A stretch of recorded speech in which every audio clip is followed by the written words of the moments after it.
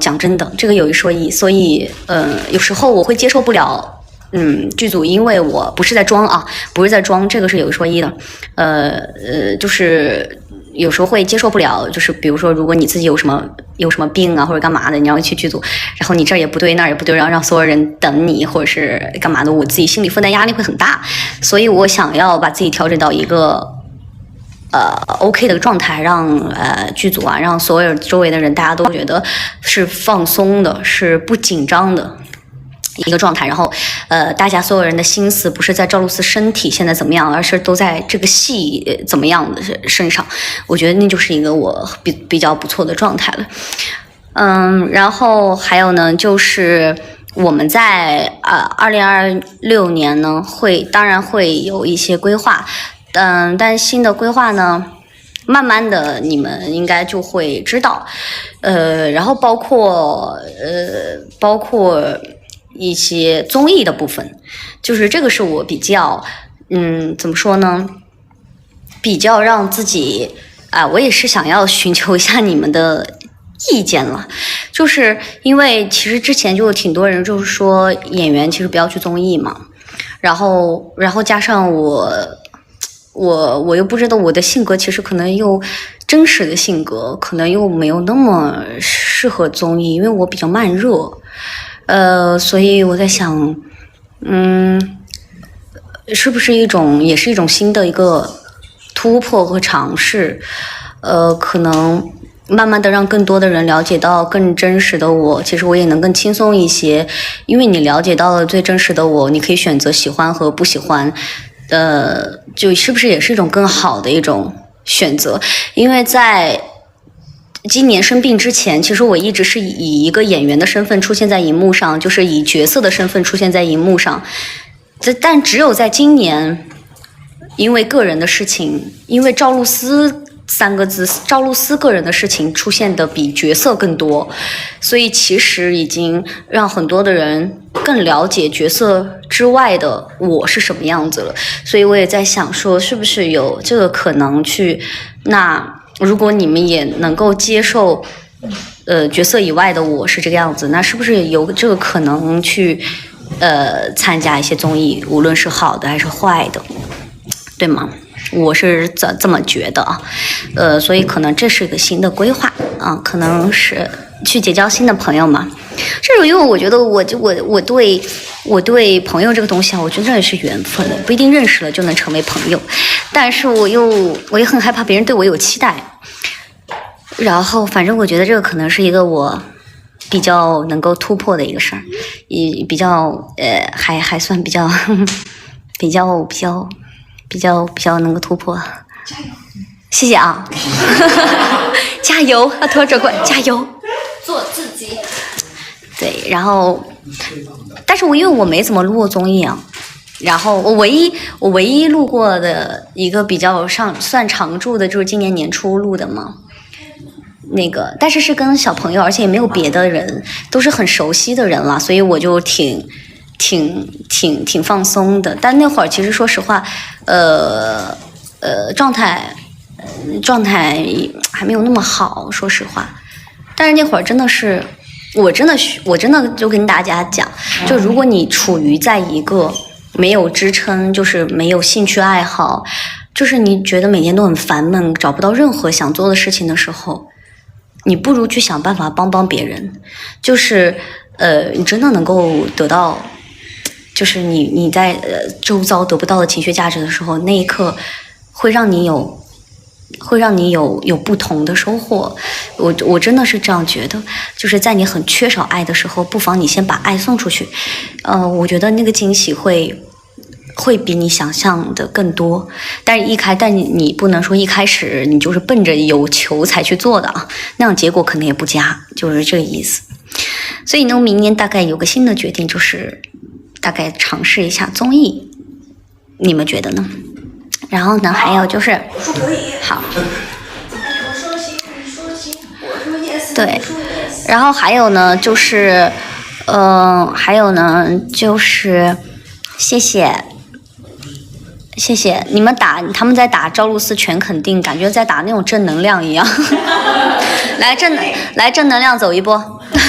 全肯定，全肯定走一波。对，对，然后呢就是对，然后呢就是音乐的部分，音乐的部分，然后我又选到了好几首很不错的音乐，如果幸运的话，就如果一切都顺利的话，就是大家开年应该就能够收到新的音乐了。然后这一次呢，我会尽力的去配上 MV， 给到大家一个很全新的，对，全新的 MV 的一个认真的一个完整的，但是也不要对我期待太高，因为我这个人就是一旦有人期待呀，这玩意儿出来就是好大一坨。我们已经公屏上打上赵露思全肯定，很大一坨，但是我觉得也不是那种也不要闭眼夸嘛，对吧？因为我觉得好的是好的，撇的就是撇的。我们肯定会认真做。我觉得我能接受的是大家的审美的不同。我觉得也不能闭眼夸，对不对？就是对，然后就是怎么还连上 WiFi 了？然后呢，就是还有就是对，然后呢就是最近有看到几个本子，我觉得还不错，然后现在呢有这个进组的计划了，然后。你们开心什么？到底在？就是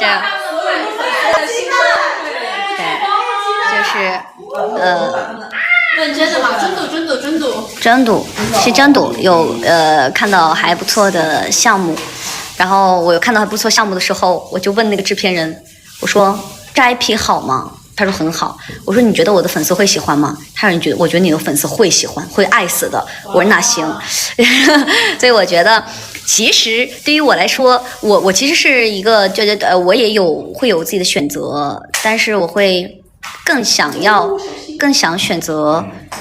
大家喜欢的，因为我觉得我是演员，我也是一个产品经理，我就是一个作品创造者，但我去创造一个大家想看到的作品，对于我来说也挺重要的，所以我直接就是如果能够幸运的话，就能够直接选到大家喜欢的项目。但是成果这个东西吧，大家也知道，一个戏它的好它的爆一定是多方加持的，不可能是靠一方的，一方是不可能的。这个戏就是顶多就小火，但它一定不可能爆。爆的戏的潜质，它一定要具备的就是制作能力啊，导演团队、演员团队们，大家要共同把6分的东西变成8分。3方8分的东西才能变成10分，所以我觉得这个就是得靠缘分了，因为很多东西不是娱乐圈不是咱们的，对不对？咱们不能一手操作呀，所以我觉得还是缘分的问题。如果幸运的话，我觉得能够拍一个你们也觉得满意的作品。这大概呢，我觉得就是我就觉得对吧？大概就是这么一些，给大家在2025最后一天的时候汇报的工作了，述职，对，今日份述职。然后对于我今年一年，的确是我不知道要怎么总结我今年一年，其实会有一点就是像我现在其实是可以开始想去年这一段时间的事儿了，但是我现在还是不太愿意想今年这个过程中发生的事情，我会觉得还是会让人觉得疲惫呀，就是所以我觉得再慢一点吧，让时间再冲刷一下之后，你才可以有勇气去回顾。去面对很多的东西，对吧？所以我觉得，今年没有发那个图集，明年发嘛？对，第一个原因就是因为我觉得没什么好记录的，然后第二个原因就是因为我觉得如果我没有生病，没有今年这一遭，许我妖言播得多好，所以我还是会更有点遗憾。就更让人不会抓到任何的把柄来攻击这个作品。那所以我会就是按回顾上来讲，因为我是完美主义，我的确有点完美主义，所以我会也有点小小的遗憾了。那但是我觉得结局是很不错的，我说结局完全是超出意外的。但是我拍每一个戏的时候，其实我都没有想过它会爆，或者说它会有多好。但是我绝对是拼尽可能10分的力气，要给出12分的答卷在这个戏上。所以努力了，他就不会遗憾。就在这个剧上，我不会遗憾，因为我觉得我非常努力，非常的想要。就因为当时徐若瑶演也好，偷偷也好，其实都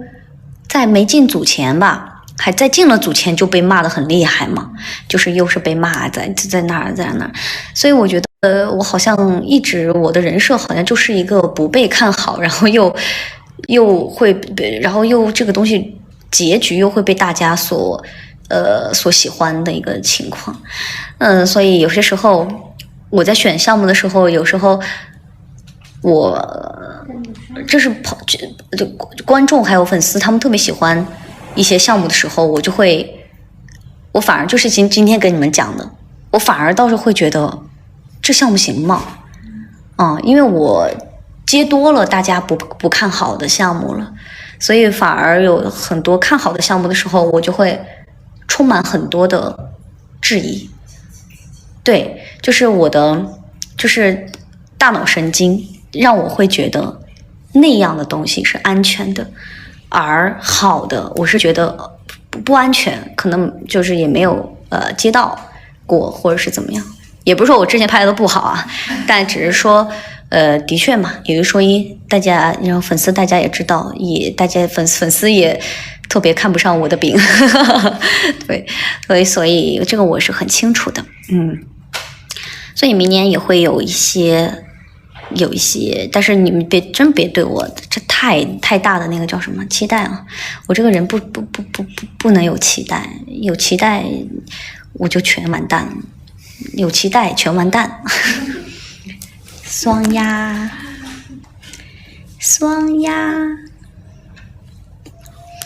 而且我是真的慢慢的，我是想跟大家讲啊，就是越来越慢慢的，更多的人发现自己有一些情绪上的问题了。我觉得真的是去面对它。我有一说一，我当时就是来说我的这个情况，有点像是剖开身体给大家看五脏了，有点意思，就是因为没有办法了。对，所以但是如果是能藏的，我一定会藏一辈子，就因为我觉得包括我身边任何人都不知道这个事儿。所以其实我现在会觉得，如果你永远想藏，你就会堆积的更多，所以不如去面对它呢，就当做是一场感冒，就是总得要去治。你说感冒你不可能这一次治好了一下子就不感冒了吧，是一样的。但是很多人也是会有一种担心，说这个也不会好啊怎么样，那感冒也不会好啊，这些都不会好的。但是就这样，就是当下要让自己抒发出来比较重要。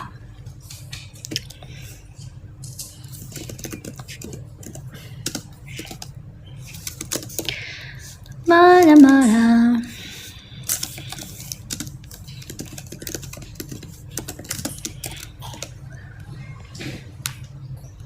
你们觉得呢？